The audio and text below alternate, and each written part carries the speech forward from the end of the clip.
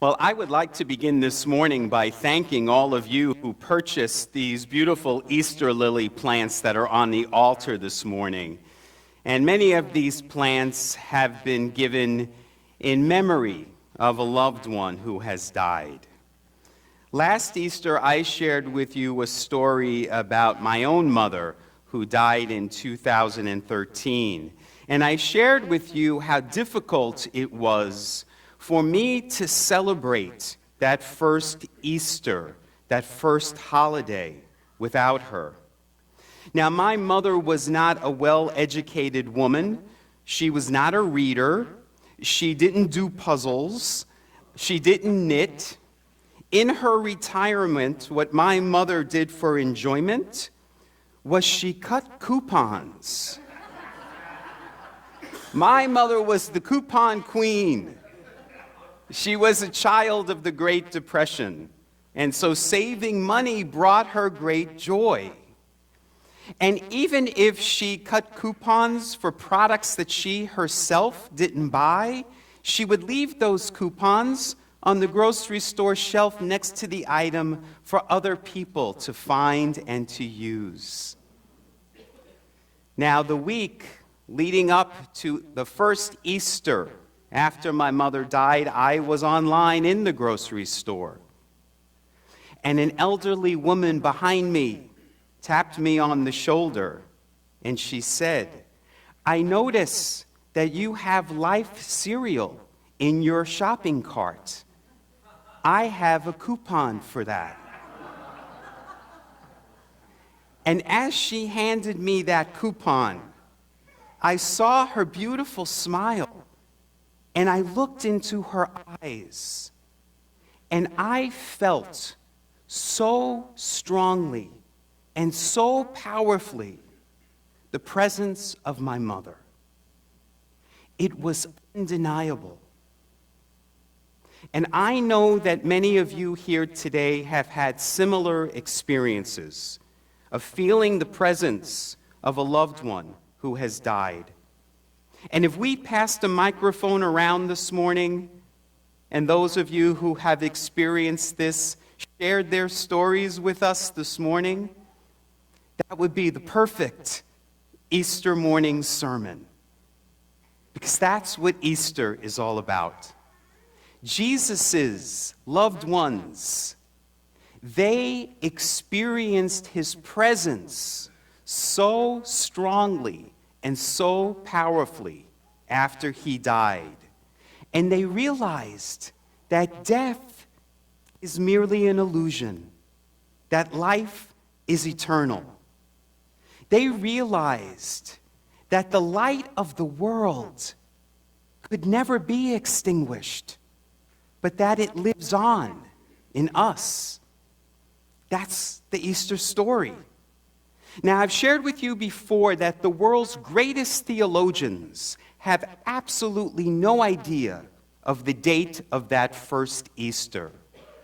The early church leaders chose the Sunday after the first full moon of the spring equinox to be the date of Easter. So Easter is based on the movement of the universe, of creation, and new life. We understand that the spring solstice represents for us the rebirth of the light, that the plants that we thought were dead in winter are now popping up out of the ground. They're coming back to life. In the epistle, the weekly church newsletter I send out, this week I had a quote from the great monk and Christian reformer Martin Luther. And he said, "God has written the promise of resurrection not just in the pages of a book, but on every leaf in springtime." We are seeing the resurrection everywhere as we look around, as spring is blossoming. That's what the Easter story is. It's about us going through times of darkness and despair in our lives, but realizing that the light is always with us and that it cannot be extinguished. The Gospel of John, which we're reading from this morning, begins with the line, "Light shines in the darkness, and the darkness has not overcome it." That's why we're Easter people, because that's the basis of our faith. That's what we believe. Now, we as progressive Christians understand that stories of the Bible were written by the ancient people symbolically. They were meant to be understood symbolically, not literally. And most progressive Christians that I know, most people who are here this morning, they understand that there wasn't really a talking snake, and that two penguins didn't migrate from the southern hemisphere to the Middle East to hop aboard Noah's Ark.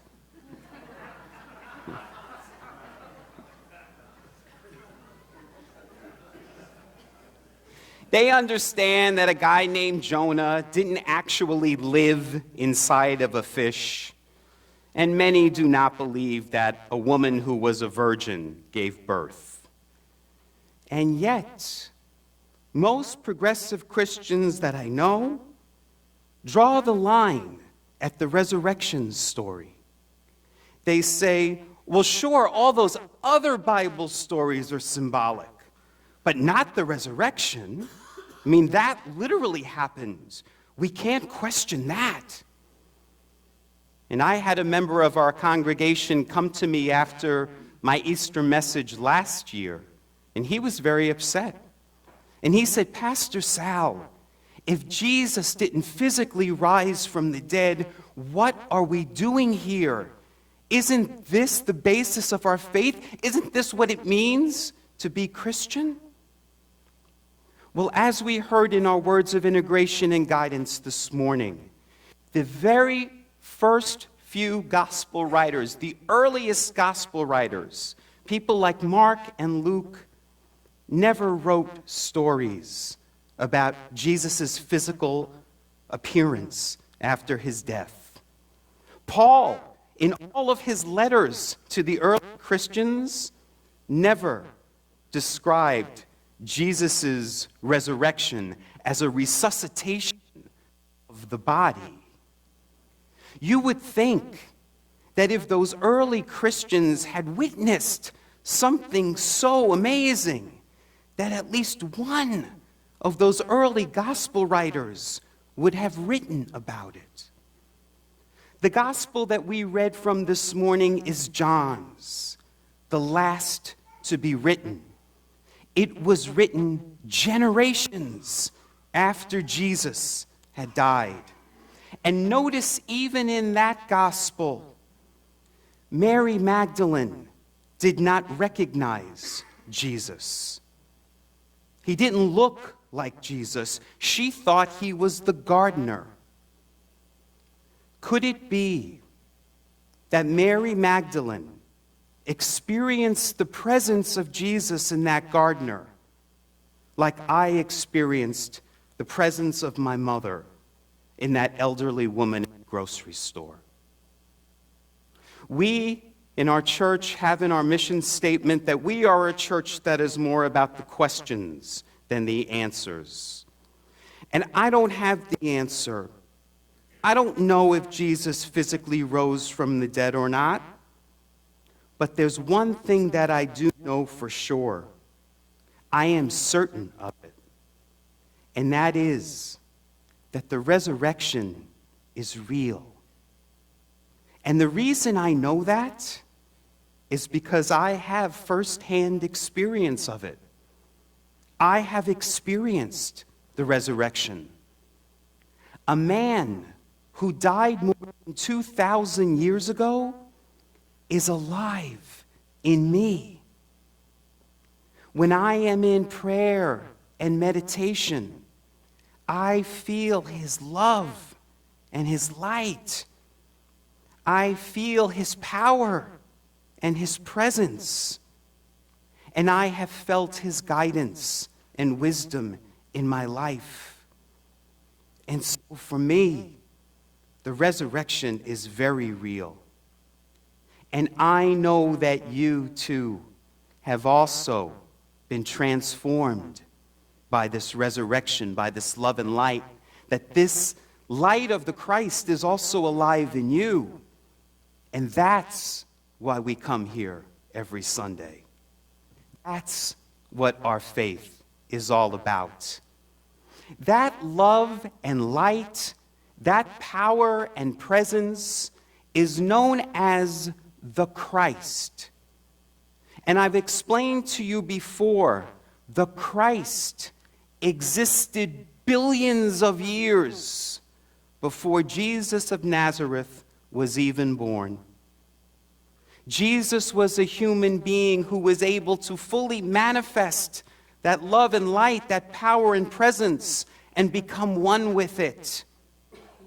And he said we could do it too. That's the purpose of Christianity, to follow the way of Jesus.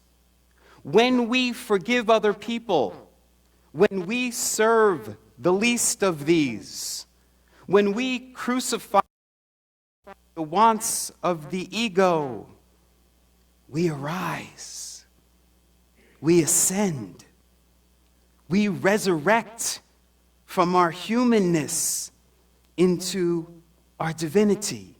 We, like Jesus, manifest the Christ light. That's what Christianity is. We are to arise, to awaken to the truth of being. And then Easter isn't merely just a commemoration of something that happened more than 2,000 years ago. Easter then happens now. The second coming of the Christ happens now, and it happens within you. That's what we're celebrating on Easter Sunday. So let us, this morning, on this day that we celebrate the resurrection, let us arise. Let us ascend. Let us awaken to that power and presence within us, that love and light. We are an Easter people, which means we are people of the light. Let us go forth and shine that light for all the world to see, so that we can experience the kingdom of heaven here on earth. Namaste.